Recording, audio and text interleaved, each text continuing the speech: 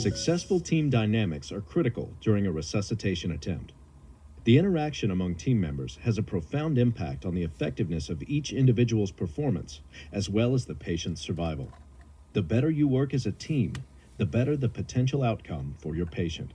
That's why it's so important to understand not just what to do in a resuscitation attempt, but how to communicate and perform as an effective team, regardless of your role as team member or team leader.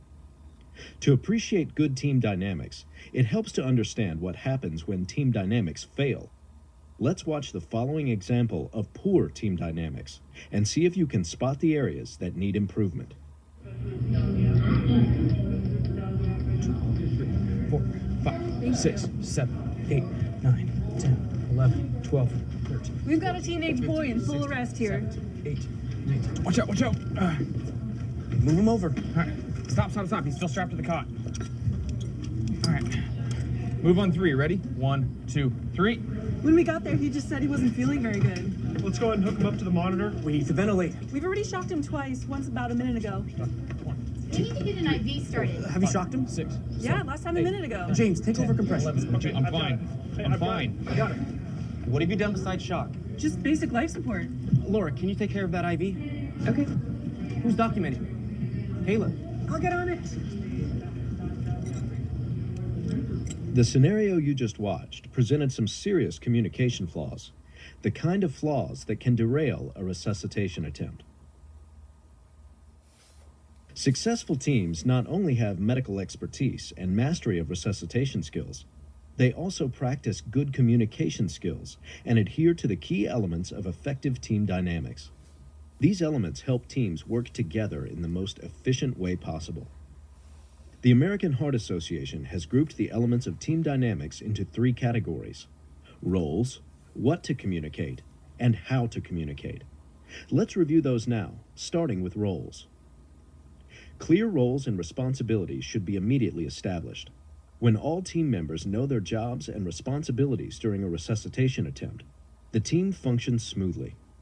The designated team leader should clearly define and delegate tasks according to each team member's area of competence. Every member on the team should know his or her limitations, and the team leader should be aware of them. Team members should ask for assistance and advice early, not when the situation deteriorates. Sometimes a team member or team leader may need to correct actions that are incorrect or inappropriate.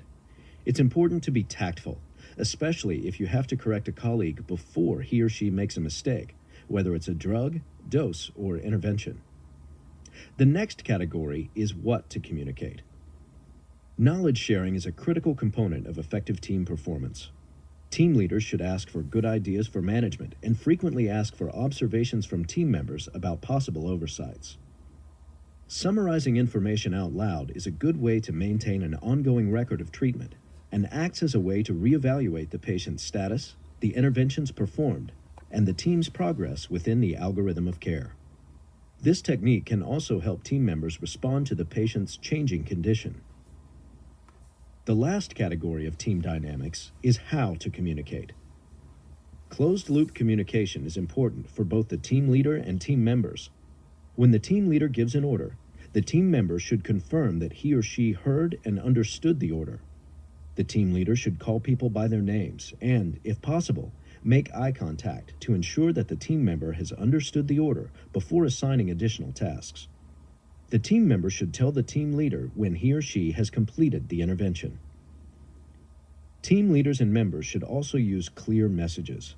Using concise, clear language helps prevent misunderstandings. Speaking in a tone of voice that is loud enough to understand, but also calm and confident, helps keep all team members focused on the task at hand. All team members should display mutual respect and a professional attitude to other team members, regardless of their personal expertise or training. Because emotions can run high during a resuscitation attempt, it's especially important that the team leader speaks in a friendly, controlled voice and avoids shouting or aggression. Not only is it important to know what to do during a cardiac arrest, but it's just as important to know how to work together as a team during an event. Debriefing as a team is an important component of every resuscitation attempt. Such debriefing during and after an attempt helps individual team members perform better, and it may also bring system strengths and deficiencies to light. Implementation of debriefing programs may even improve patient survival after cardiac arrest.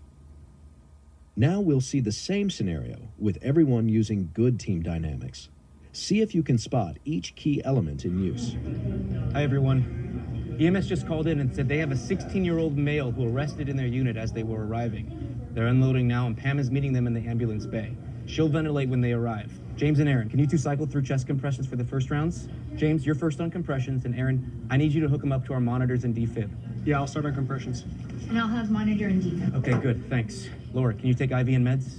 Yes, I'll take IV and meds. Kayla, I need you to record. I'll record. Great.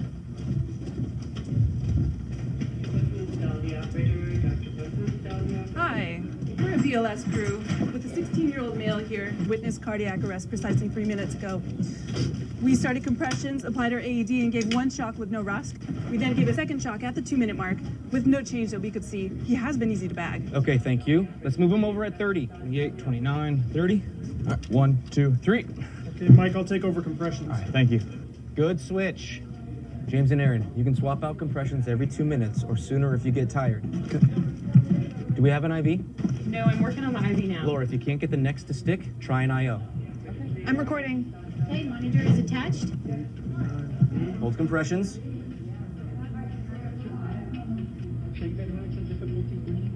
Do not feel a pulse. He's in PEA. Continue CPR. Okay, IV is in and flushed. Good. Kayla, can you provide a summary of the action so far? We've inserted an IV and attached a monitor. As you've just seen, designating team roles and good communication allow for a rapid and orderly response in an emergency situation. Clear direction and effective communication by all team members create an environment where patients have the best chance of survival. You'll now have a chance to discuss the elements of good team dynamics that you observed in this scenario.